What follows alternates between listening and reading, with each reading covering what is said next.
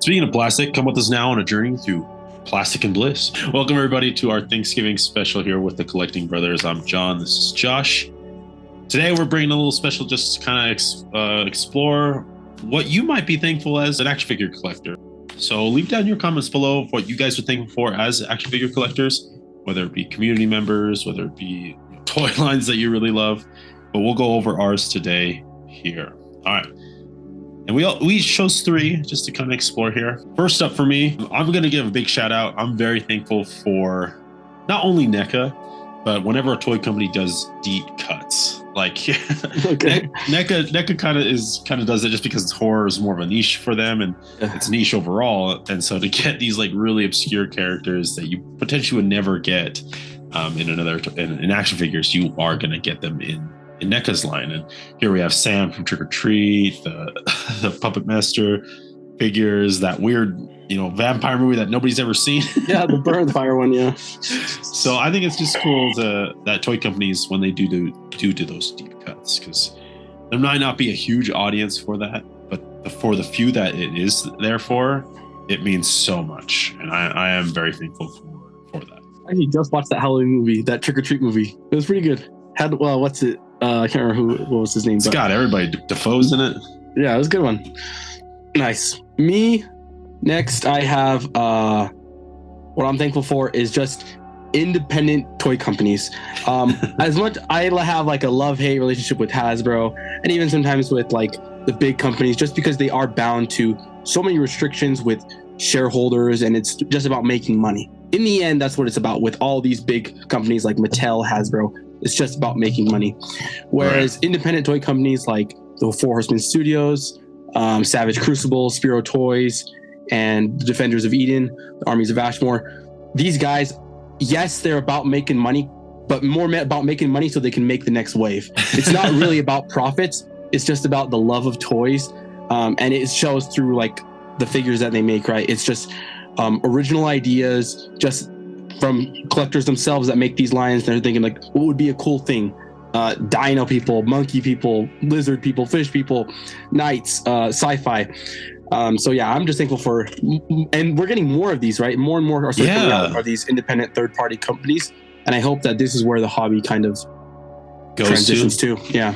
Yeah, I agree. I mean, 100%. These big companies, their bottom line is making money. So they have to do, quarterly reports of their how much money they make, how much money they lost, and all that.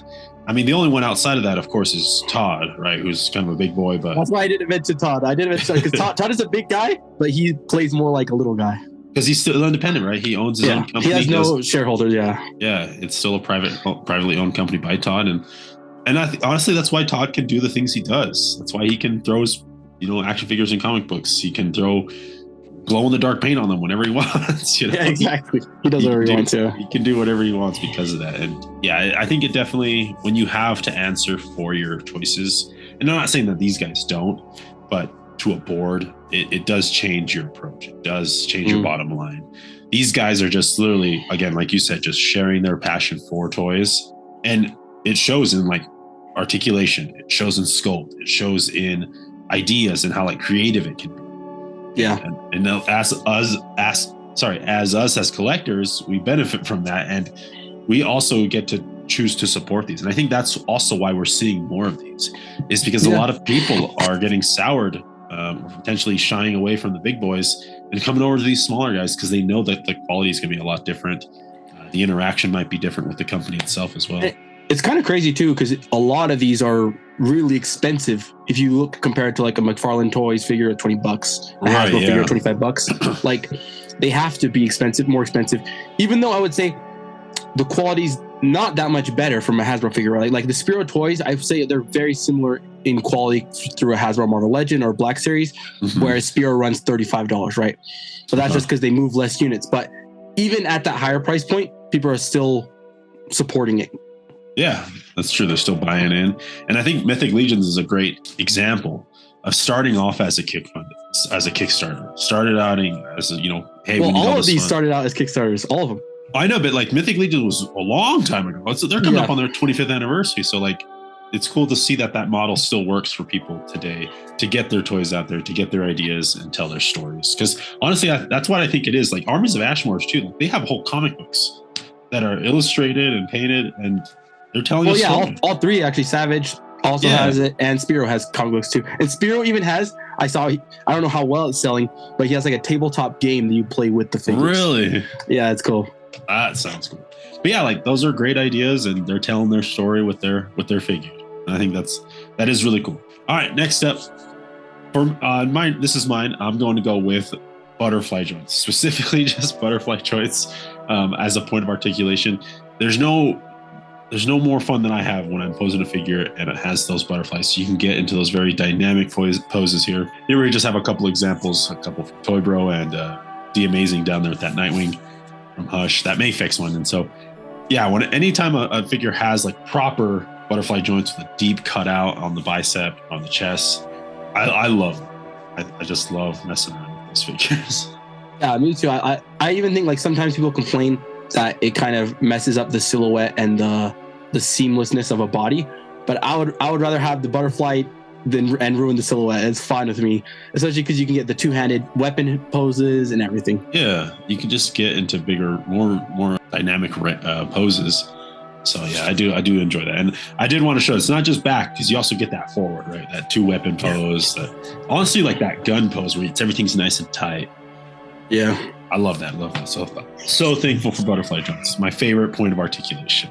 Even better than toe joint or fully articulated figures. All right, here my next thing I'm thankful for as a toy collector is soft goods. I know it's kind of sometimes hit or miss, but I always just love when a figure has soft goods, and it's kind of sometimes why I've kind of ventured into like hot toy like 1/6 figures. Not even because I like 1/6 figures, but because I love soft goods that much. And so when we have companies like Mezco that do phenomenal work, like this is one of my favorite Mezcos of all time, the Jim Lee Cyclops with that leather jacket fully clothed out. And then even new players now coming in. This is the middle one here is a Joy Toy figure. It's a 1/12 Joy Toy one figure. And just look at that jacket, right? That jacket looks phenomenal. That jacket looks amazing. Yeah. And then even when Hasbro does it as well, something really cool about this is I wish Hasbro would still do this. In the Black Series, for a while, there's probably like 3 or 4 of these kind of releases where they had their initial release and then they did the exclusive release with soft goods. So they did like a Kylo Ren with soft goods, a Luke Skywalker with soft goods, this Rey with soft goods, right? Because her tunic in the mainline release, it was hard plastic. Yeah.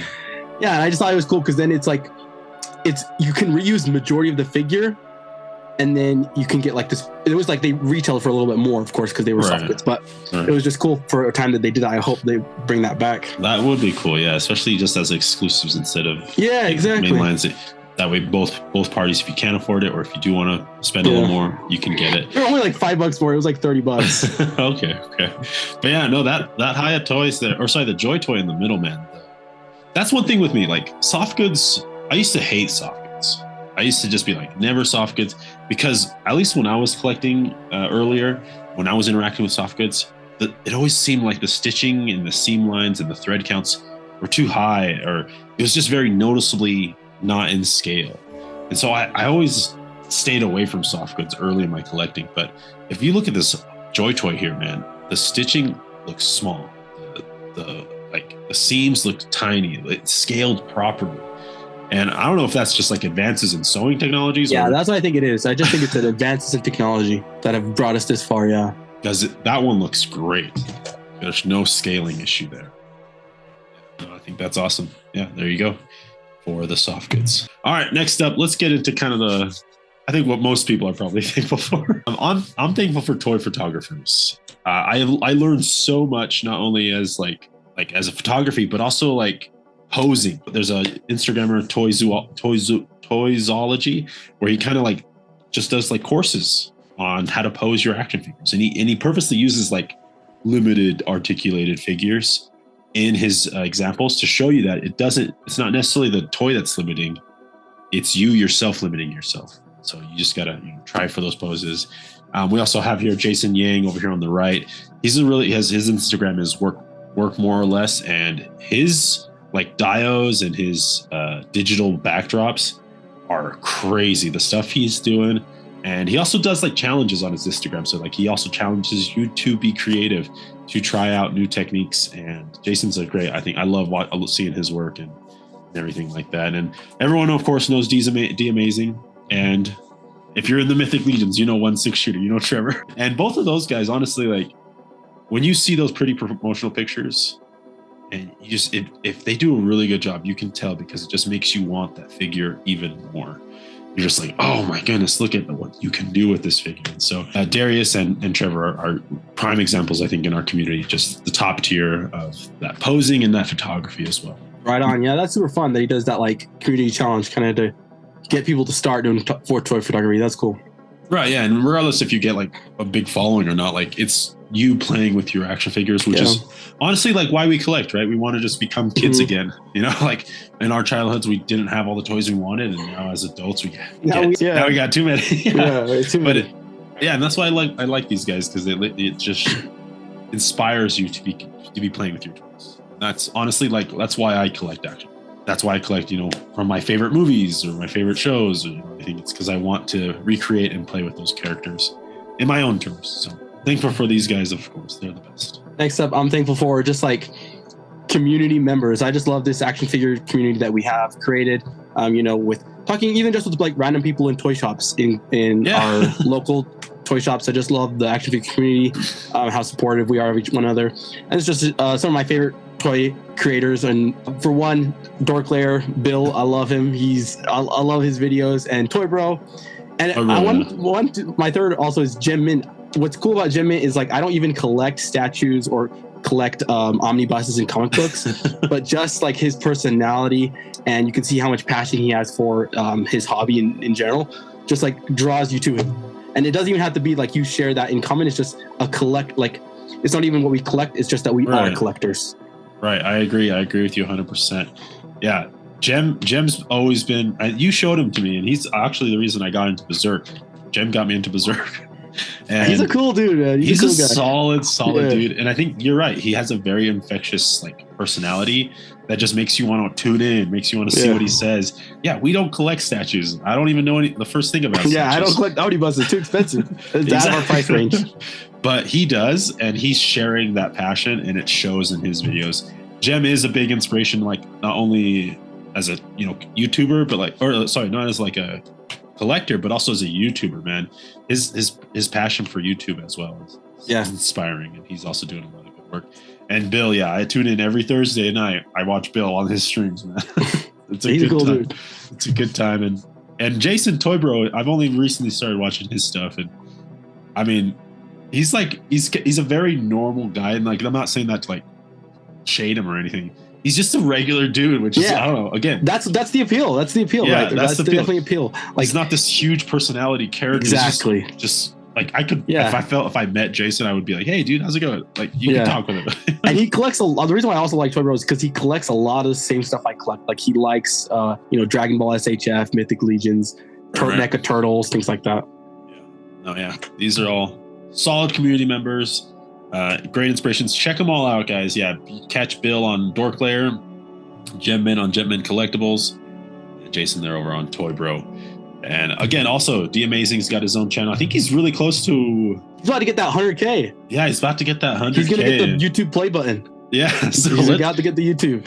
I mean, and he's been doing it for a while, so I feel I feel like he deserves it, man. He's a solid guy. I have this little picture that he took of himself. He's like, Hey, I said drink your water, because he's always saying, don't forget to drink your water. One thing I love about his reviews is that I don't know how big of a house he has, because he almost has every single figure. Like when he does his comparisons, he has every iteration of whatever figure he's reviewing. It's crazy. Yeah, he's got everything. Yeah, but shout out to all of our community members. We're so thankful for all that they do, because it's a lot of work, man. It's a lot of work running a channel, running an Instagram page, Facebook group. It's a lot of work. But that'll go ahead and wrap up our Thanksgiving special. Just a quick little one to kind of spread that thankfulness. Comment down below if you're watching this. Make sure you guys like and subscribe. But leave a comment down below what you guys are thankful for, whether it be something that we mentioned here or something that we haven't, and something that you enjoy about being a toy collector. Anything else, Josh? What are you feeling? All right. Well, stay safe, everybody. And as always, keep collecting, keep playing, and may the action figure gods smile upon you. Peace.